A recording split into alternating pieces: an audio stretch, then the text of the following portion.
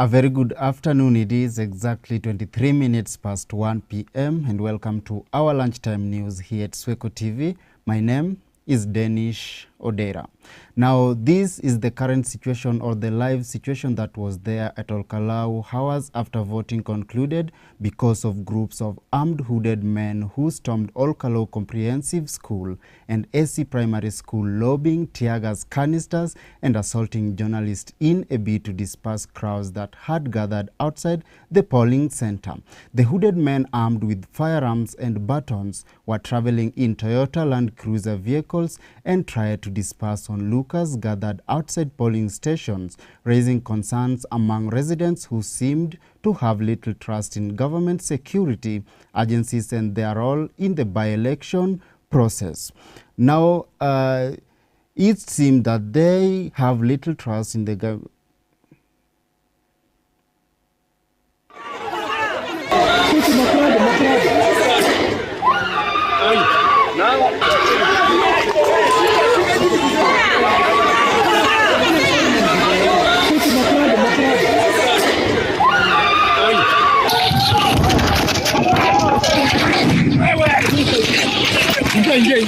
Gai manga inekia yoma. Cheki venye zinaingia. Gaima kila. Allegations of some other persons who are causing havoc in the Olkalau must be investigated thoroughly.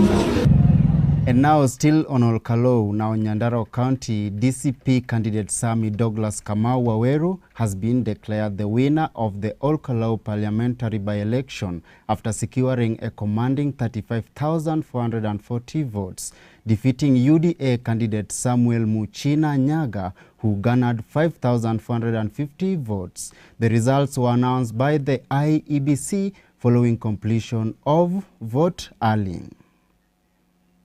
Hereby declare that Sami Douglas Kamau Waweru is the member of National Assembly for Olkalau constituency in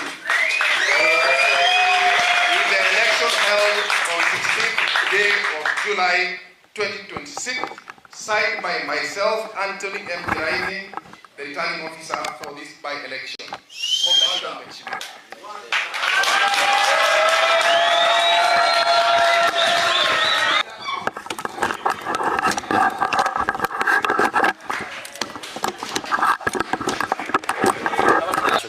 Honorable Kiaraho, who has served for 3 terms. So I'm the second member of parliament for this great constituency. First, I wish to thank God for this moment, because without him, I wouldn't be standing here. My slogan was, Kafa Hidarea Gai. I'm here because God has made it possible that I become the member of national parliament against all odds. We'll say much when we get outside there, but second person that I want to thank is a woman that is standing next to me, my wife and my family. They have stood with me through thick and thin. When things didn't look good, they were always there for me. Family always come first. When things are tough, you always have solace, a place to run to. I wish to thank the party leader, His Excellency Rigathi Gachagua. I have only one message to him. The rejected stone became the cornerstone. And now, Nairobi Senator Edwin Sifuna has been de-whipped as the Senator Deputy Minority Whip, following the ODM party's latest action against the ousted former Secretary General. In a communication delivered by Speaker Amason Kingi to the Senate plenary, Migori Senator Eddie Okech immediately took over the position. The changes come after a reported contested meeting of senators held in Minority Whip Ledama Olekina's office last evening. I have a communication to make related to changes in the Senate minority leadership. Honorable Senators, by the later date of 16th of July 2026, I received correspondence from the Senate Minority Leader, Senator Justice Retired Stewart Mazayo EGH, MP, regarding changes in the minority party leadership affecting the office of the Deputy Senate Minority Whip. As you're aware, Standing Order 23.4 provides as follows. A senator elected under paragraph 1 may be removed by a majority of the votes of all senators belonging to the minority party. Further, Standing Order 23.6 states as follows. Upon a decision being made by the minority party under this standing order, the decision of the party shall be communicated to the Speaker in writing, together with the minutes of the meeting at which the decision was made.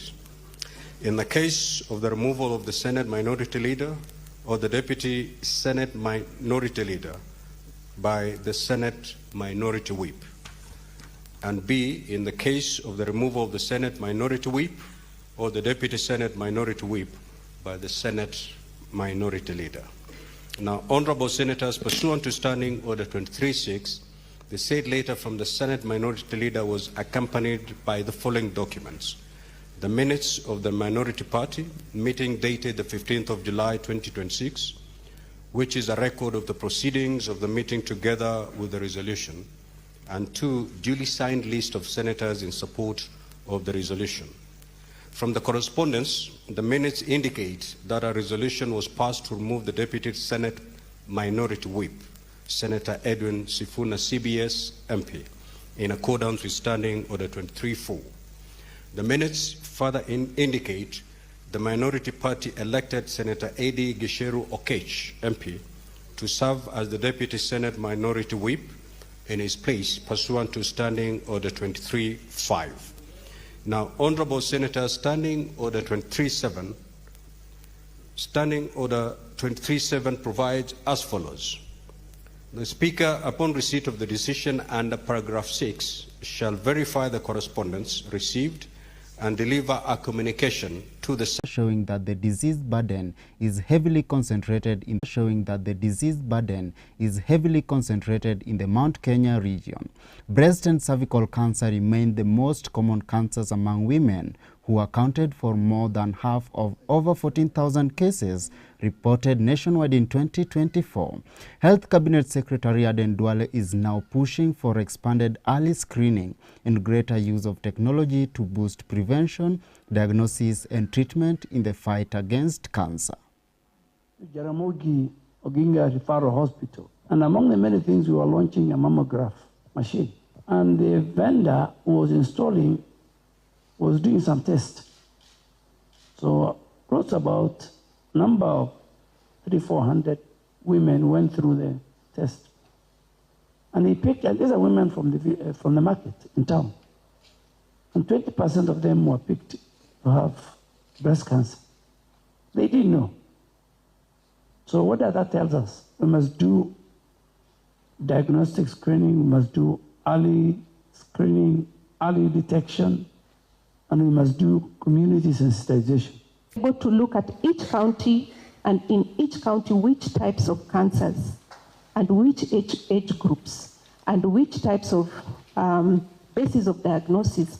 A woman in Homa Bay today with a lump in her breast will take weeks to get her diagnosis. And I think what Dr. Meli and Gladys have shown us is that there are thousands of these women in Kenya. The numbers we are hearing are numbers that is not acceptable in our country. 80 people dying every day. We must reconfigure how we deal with cancer. We cannot overemphasize the importance of having local research to guide our decision making, and from a policy level for us as the board and together with the ministry, what they need is to be sure that the decisions we are making are for the benefit of Kenyans out there. Now on to Ongondowere's case. Now, a day after a protected witness testified about how he was used to transport suspects in the murder case of former Kasipul MP Charles Ongondowere, his wife and son recounted what transpired on the day of the incident. It has emerged that two of the suspects are close neighbors of the late MP's home.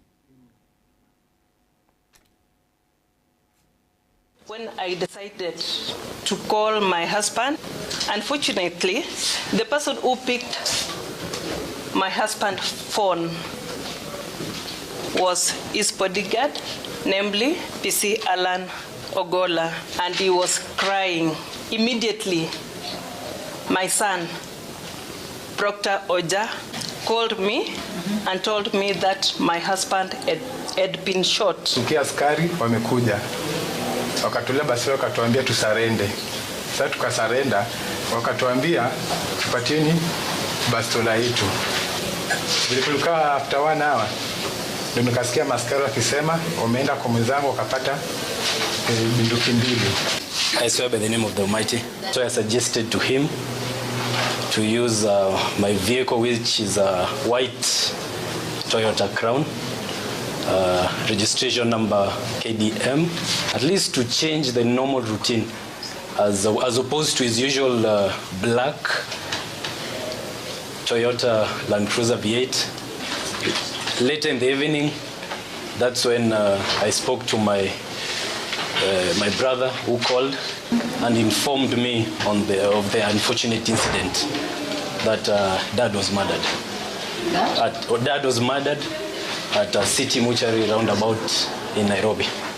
The one with the specs in a white shirt is my neighbor at home. From my home to his home, it's around 600 meters. Def Carlo. It's Alan Ogola, the one with the jacket. The jacket with the red on the shoulder. Yes. Yes. And how do you know him? He has been. He's also my neighbor at home. His home from my home is around 1 kilometer. Yes. Then he's been bodyguard for my husband for around 1 year. Now, with that story marks the end of our first segment. Now we'll take a short commercial break and we'll be right back with sports news. Don't go.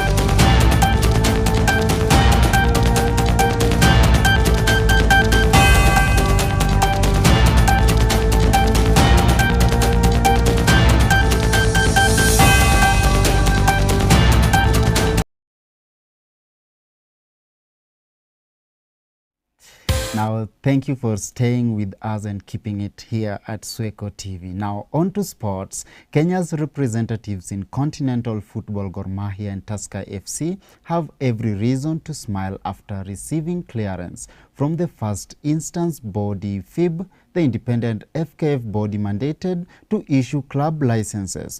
Now, FIB chairman Sam Karanja says the club licensing process has been tedious, but Kenyan Premier League clubs have successfully navigated the system and secured approval.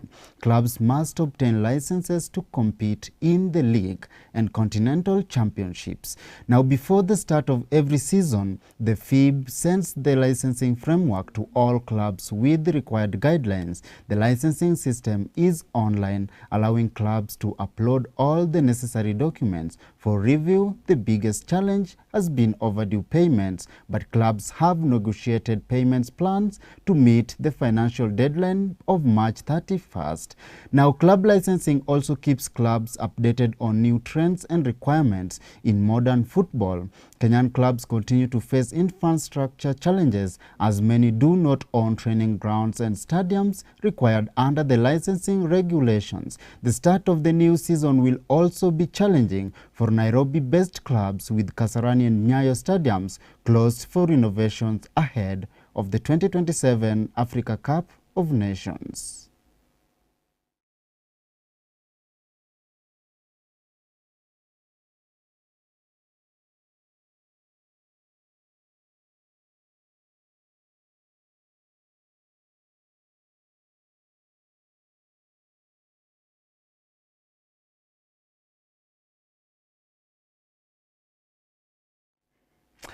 Now, the government is upgrading 32 stadia across the country into multi-purpose venues for both sports and the creative economy. President William Ruto says the stadia will include commercial spaces for income generation and create more job opportunities. While hosting AFC Leopards at State House, Nairobi on Wednesday, the president said that the responsibility is to key to the building sports, especially football, which has great potential.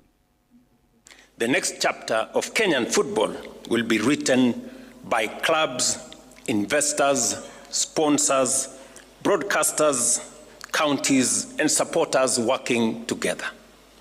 That is why we are reviewing and improve athlete welfare.